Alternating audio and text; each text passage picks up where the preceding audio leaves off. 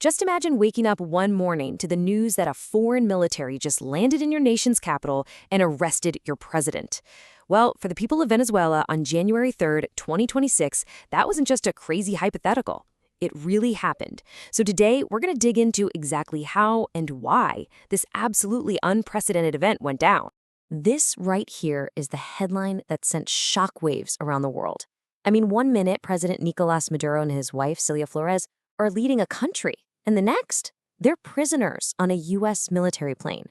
This wasn't some kind of internal coup. This was an extraction by a foreign power. It's something that just doesn't happen in the modern world. And the speed of this whole thing was just breathtaking. You have President Trump giving the final go-ahead just before midnight. And from that moment, it took U.S. forces less than 4 hours to hit their targets in Caracas and grab Maduro.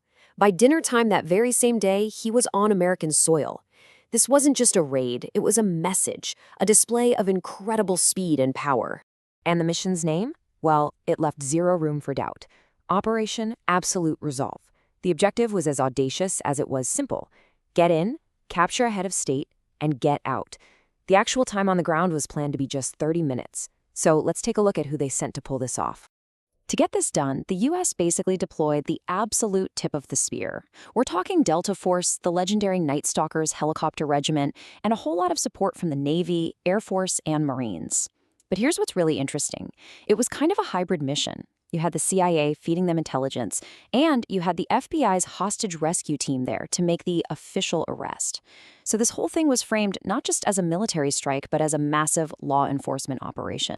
But an operation this fast and precise, it's never without a cost. As you can see here, the official numbers are all over the place.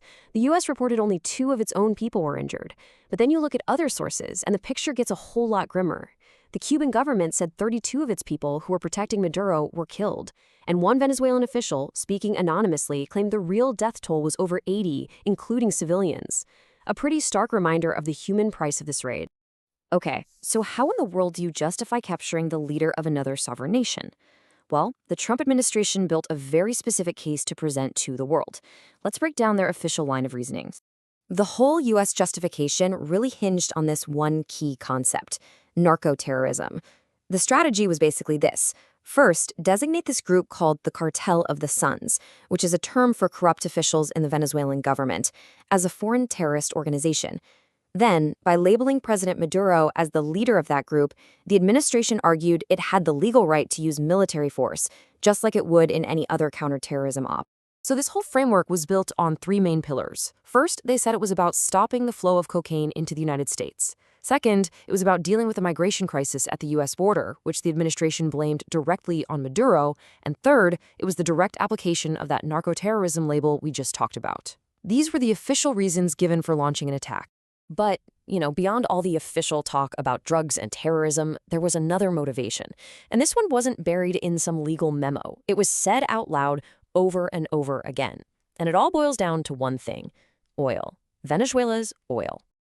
Just let this number sink in for a second. 300 billion. That's barrels. That's how big Venezuela's proven oil reserves are. We're talking about the largest on the entire planet. That number, all by itself, explains why there's such a massive economic stake in whatever happens to that country. And listen, this wasn't some new idea that just popped up overnight. As this quote shows, years before the operation even happened, President Trump was already on the record stating his intentions pretty clearly. The idea of taking or keeping Venezuela's oil had been floating around for a long time. And then, right after the raid, the plan was laid out crystal clear. The administration's vision was for American companies to go in, pour billions into rebuilding Venezuela's wrecked oil industry and, as he said, start making money. The economic motive wasn't just a side note. It was presented as a central reason for the whole operation.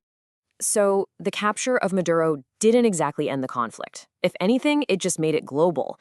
The raid instantly created these deep, deep divisions, both around the world and right here in the United States.